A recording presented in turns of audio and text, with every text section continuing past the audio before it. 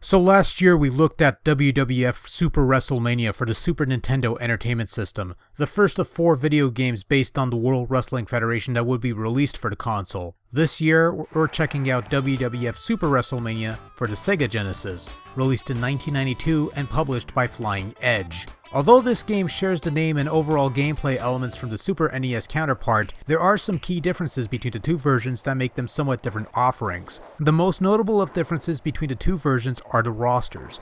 The Super Nintendo version boasted 10 WWF superstars, such as Hulk Hogan, Macho Man Randy Savage, The Undertaker, The $1 Million Man Ted DiBiase, Jake the Snake Roberts, Sid Justice, The Natural Disasters, and the Legion of Doom. However, the Sega Genesis version only boasts 8 playable superstars, with only Hogan, Savage, and DiBiase crossing over from the Super Nintendo side. Exclusive to this version of the game was Shawn Michaels, British Bulldog, Irwin R. Shyster, and Papa Shango for some reason.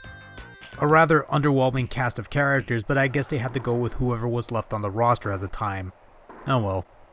Super WrestleMania boasts a few game modes and match types to choose from. You have the usual one-on-one match as well as traditional 2-on-2 tag team bouts, but you also have a 4-on-4 Survivor Series style match where the object is to eliminate all members of the opposing team. Each of these modes will allow you to choose a skill setting, as well as let you determine whether you wish to choose your opponent or just have one selected at random by the computer. In addition to those match types, you also have a WWF Championship mode, where you compete in several matches against the rest of the roster on your way to laying claim to the World Wrestling Federation Championship belt. This is a mode that is exclusive to the Genesis version since no such mode existed on the Super Nintendo side. So that is another key difference between the two conversions.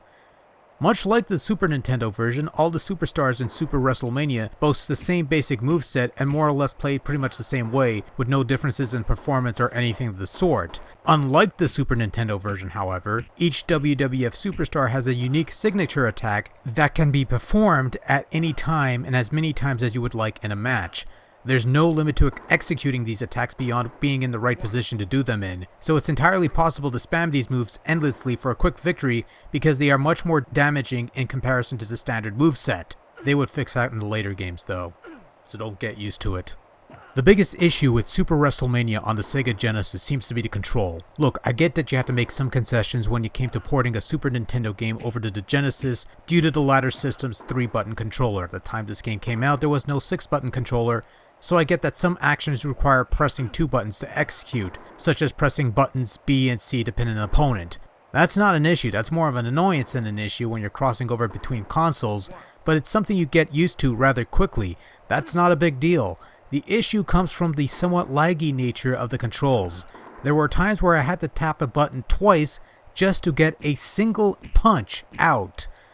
Never mind trying to pull off anything from a grapple, which usually broke down to mindless button mashing and hoping you get any move through.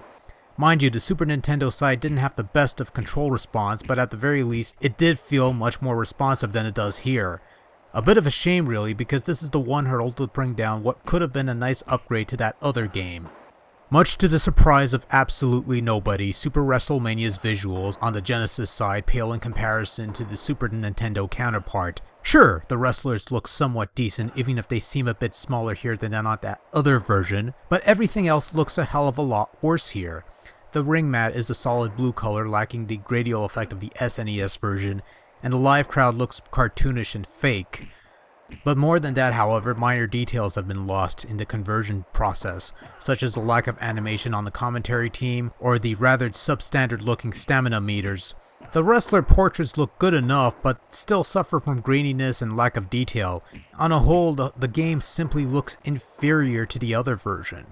Sound-wise, you know what? I wish I could say they did the best they could with the hardware available.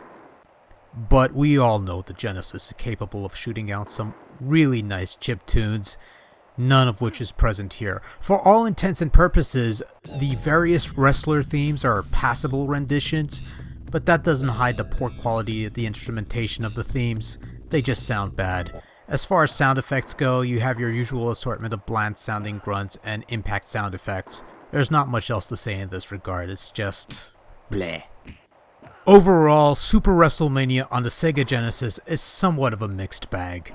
There were steps made here to improve upon the base gameplay of the Super Nintendo counterpart with the introduction of signature moves and the addition of a championship mode, elements that would migrate over to the follow-up title for both systems, but the overall gameplay is marred with cumbersome controls and a lackluster roster of superstars. Let's be honest here, I doubt anyone at the time was clamoring for a chance to play as Papa Shango of all people, when the WWF had a number of worthwhile wrestlers that could have been put in here instead. Not that huge of an undertaking, I'm sure. More so than its Super Nintendo counterpart, Super WrestleMania is a game that is simply outclassed by its successors, and outside of revisiting some nostalgic moments, or just for the sake of adding one to the collection, there's very little reason to give this game much playtime. If you want a solid WWF offering for the Sega Genesis, I suggest looking towards Royal Rumble or even WWF Raw. Hell, if you have a Sega CD, I suggest tracking down Rage in the Cage. That one's not too shabby either. As for Super WrestleMania, my thumbs are strictly in the middle. And that's all I'm going to say in that regard.